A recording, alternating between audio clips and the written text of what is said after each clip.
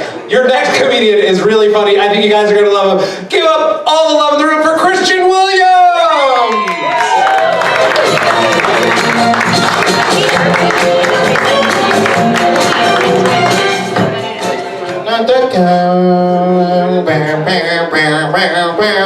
They play that at the end of Chicken Little. We got any Chicken Little fans in the crowd? Oh, yeah! You guys are fucking lying. You haven't seen that movie since the 3rd grade. It was after your final exams. And it's stuck with you ever since. What's up? You guys got $9 to give him for Spotify, please? If we all collectively give $1, he may be good for the rest of the year. You guys are fun. Are you guys from Savannah? Everyone in here from Savannah? No. No? I love this place. If you guys haven't been there, there's this place, Parker's.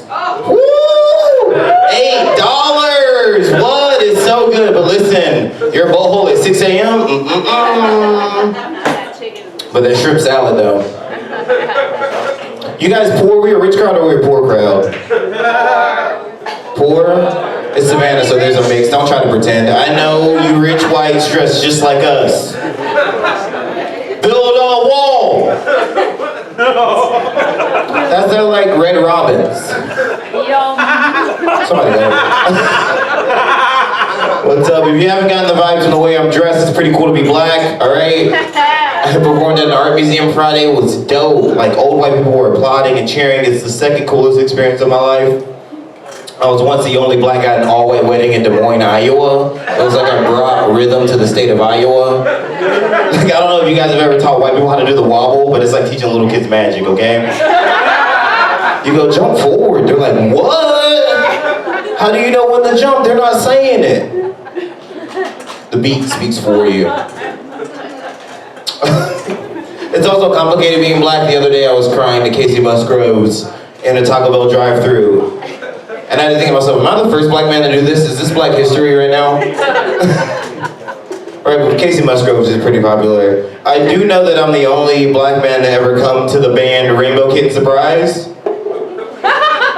Cool, that was just a test to see how white the crowd was.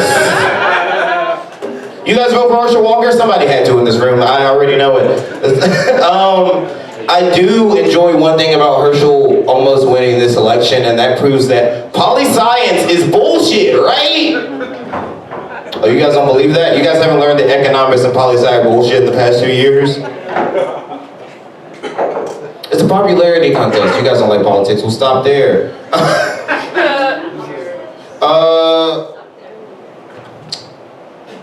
Doing stand-up is hard. It's a weird career to do, and a lot of my friends are like, you should try something else like therapy. And I keep getting those goddamn better health ads. You guys seen those on like YouTube and Google and Instagram? They hit me everywhere. They really think I need it. Right, and that's like $250 a week for better health. You know what's free? Singing How to Save a Life by The Fray in my car during my lunch break, right? Oh, where did I go wrong? I lost a friend. What is a doctor going to tell me in an hour that's never met me that The Fray can emotionally awaken in 3 minutes and 52 seconds?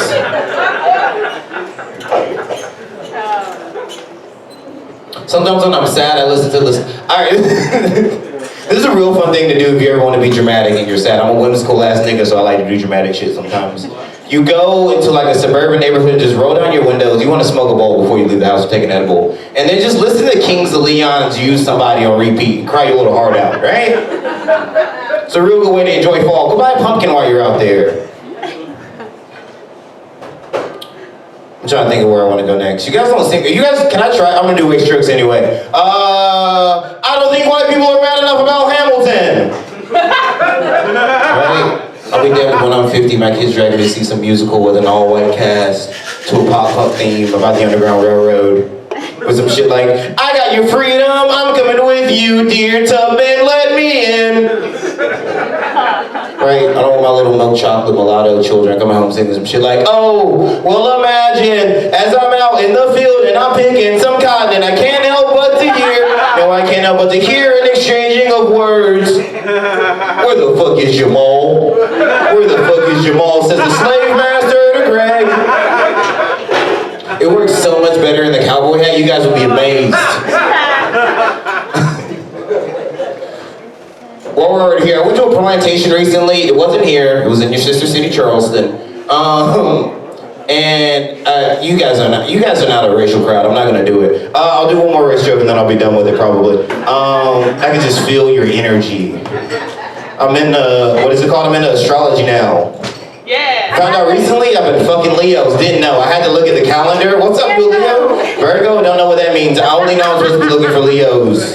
So if you're born in a certain part of July and a certain part of August, hit me up. If you're Cancer, we'll work for 6 months and then break up. This is how it works. What was I talking about? Who knows? Oh, I wish there was a race war. I feel like with my intimate knowledge of white people, I'd be like a general, right? I'd be like General Sherman burning down local coffee shops up and down the East Coast. White people in trailer parks would fear me as I pull up in my white Jeep Wrangler blaring the Beastie Boys Sabotage with Joe Rogan's severed head on the front. I'm in the real mental warfare. I do my executions in public to the Friends theme song. No one told you life was gonna be this way. Bang, bang, bang, bang, bang. Are there 4 claps or 5? No Friends fans? 4. There's 4? I've heard a lot of people say 5. I think there's 5 on Netflix. They have to pay them less than. I'm going in and out of where I'm supposed to be. A lady once asked me what's my wildest sexual fantasy, and that's a crazy thing to say to a guy who wears Crocs with gibbets in them, right? Like I've laughed recently in my 20s while fingering a girl because it reminded me of Silly Putty, right? I'm not the guy to choke you with eye contact. Like, I both believe in and am actively afraid of ghosts, right? I'm not gonna tie you up and call you a dirty little slut. The other day, I got in the bathtub, it was too hot out there. Ooh, ah, ee, right? You're not sticking a finger in my butthole. I'm single, what's up?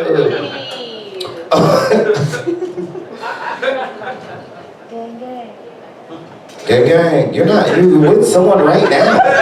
Don't do that to us single people. Or that person you're with. Get in a fight later in the car. Yeah, rouse some shit up. Get a free meal out of it. Make her apologize to you. That's my strategy. Gaslight and repeat. I'm joking. I only like to gaslight one person. It's my mom. I preferred it in high school and I didn't have a word for it. I just called it fun. The other day she calls me and she goes, what's Blink-182? And I go, oh, Mom, you don't know? I go, during World War II, there was a specific unit of soldiers who focused on communicating only through Morse code. And they focused on tiny, tiny details. So if you ever see anyone and they say Blink-182, say all the small things, and they'll know what you mean. And a lot of you are like, Christian, why would you do this? What is this sick plan you have? I hope to one day be watching my favorite show, Family Feud, 7 o'clock on the CW. And I hope that Steve Harvey gets up there and he asks some 50-year-old black woman, 5 things on the board that make you think of World War II, right? She says, Blink-182, that's my QAnon. That's my conspiracy theory. A woman once asked me what's my wildest sexual fantasy, and I was uncomfortable talking to her about it in that Chili's. I know the queso dip was so good. She did it at the wrong time. I had a chip in my mouth, so I couldn't even be like, no. But you guys seem pretty cool, so let's talk about it. My wildest sexual fantasy is basically like the plot of a Hallmark Christmas movie, right? At 50, my wife dies of some unknown disease. I move out to Colorado, open up a bed and breakfast for myself. A little bit more cut now, a little bit more tone. I do maintenance on the fucking bed and breakfast I own. El Nino strikes again. Businesswoman snowed in for 2 months. Oh my gosh, I only venue to stay at in town. We slowly fall in love as I teach her the magic of Christmas and how to be charitable. On Christmas Eve, we finally make love in front of the fireplace. We're hot and sweaty. We've been donating turkeys to the homeless all day. And that girl said, that seems like a lot for you to be able to get off, right? Going to Colorado for 2 months. I said, you don't understand, you're the wife that dies at the beginning, right? You'll push the plot along, you'll get me to where I need to be.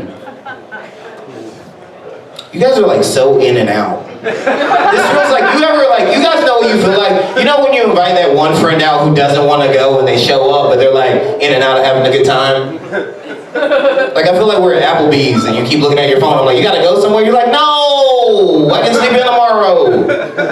But really you're thinking about watching Dahmer on Netflix when you get back? You're like, damn, did he eat that nigga at the end of the last episode? It was the N-word that hurt the joke. I should have just said black guy. All right, I'll end on this. We become, you know what, we're a small crowd. You guys deserve to hear a very small experience that happened to me. I had the wildest sexual, no, I already said that. I had the worst sexual experience of my life right before the pandemic started. Started out making out very dehydrated, right? It was a lot like suffocating very softly. And then I proceeded to have mediocre sex with someone I don't care about. We all know that's like it's like going to Myrtle Beach, right? Like is it? Myrtle. Yeah, suck it, Myrtle. It's like you're at the beach, but you'd rather be at any other beach in the world. You yell Hilton Head, she's confused, you're confused. And I finished first because that's how my daddy taught me how. And then she asked if I'll finish her orally, and I'm a gentleman, so I obliged. And then lady came in my mouth, which fellas is not like those cool videos on the internet. It's warm and tastes a lot like urine. And then about a week later, I was reading out a Vogue magazine as I stood in line at Publix, as I do on my Wednesday afternoons. And did you know women fake 7 out of 10 orgasms? Astounding statistic, I know. So now I have to live the rest of my life wondering if that girl peed in my mouth to make me think I was doing a good job. Right? And for those of you like, obviously, she did that multiple times, okay? What was this secret hydration just to piss in my mouth? Alright, I'll end on this one. I like doing comedy because I feel like comedy is the one thing that can end racism. And I feel like if I had a time machine that I could go back and do comedy for the 1950s and be the first black comic to do a segregated mic, I feel like I can end racism. And a lot of you are like, alright, this is pretty like mediocre, I don't know about ending racism. Right? But I wouldn't go back and do my jokes, I would go back and do the blue collar comedy tour, but in 1950, right? I would just go back there and be Black Jeff Foxworthy. Just be like, if you ever been to a pool party where nobody got in the pool, you might be a Negro. I've been Rich Williams, you guys have a good night.